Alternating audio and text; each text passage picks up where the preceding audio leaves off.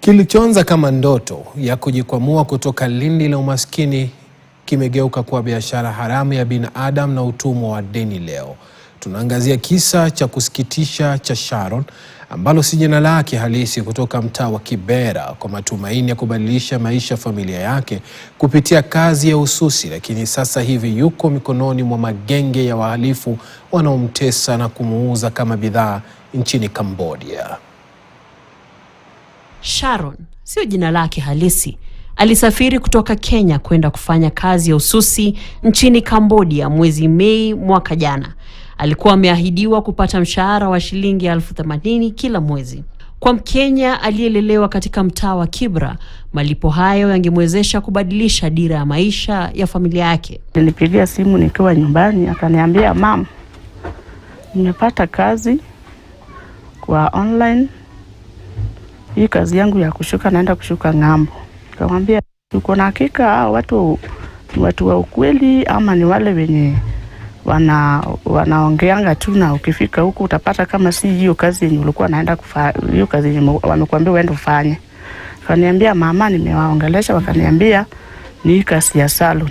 Lakini baada ya mwezi mmoja nchini Cambodia, mazungumzo kati ya Sharon na mamake kupitia simu yaligeuka kutoka mazungumzo ya matumaini hadi masikitiko ya hali ngumu ya maisha katika nchi ya kigeni.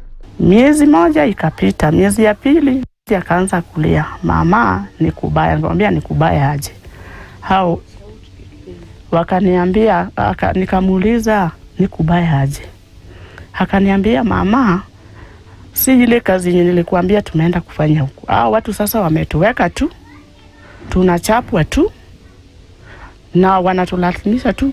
Ambia wazazi wako kama wanaweza kukusaidia, watume pesa tukukatia ndege urudi Kenya." Sharon baadaye alibaini kwamba alikuwa amehadaiwa na kampuni moja ya raia wa Kichina, na masaibu yake nchini Cambodia yalianza pale alipopata ufahamu wa kilichokuwa kinaendelea. Pigia familia zetu, wakaambia familia zetu kila mtu alipe $3,000 ndio wakutoe uende kwenu, kama sio hivyo wanakuja kwa kampuni nyingine. Since my family hawako na pesa ya kufanya hivyo na hiyo kampuni au wengine hawako na pesa ya kufanya hivyo, so hatukuwa na otherwise, tukakubali kuuzwa. But hapo ndio tukubali kuuzwa, tulikuwa tunapigwa shock. Baada ya Sharon kukaidi unyama wa mwajiri wake wa Kichina, aliagizwa kulipa shilingi 390,000 kama njia moja ya kununua uhuru wake. Nikamwambia, "Pesa inayo nimepata."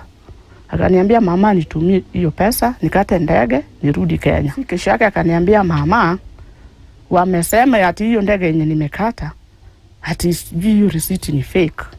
Nikashindwa, ni fake aje? Sasa jana naye nikamuuliza,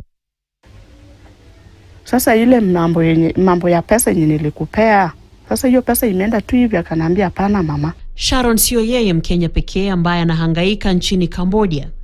Alice, si jina lake halisi, pia ni Mkenya mwenye umri wa miaka 44, anapitia mahangaiko katika nchi ya kigeni.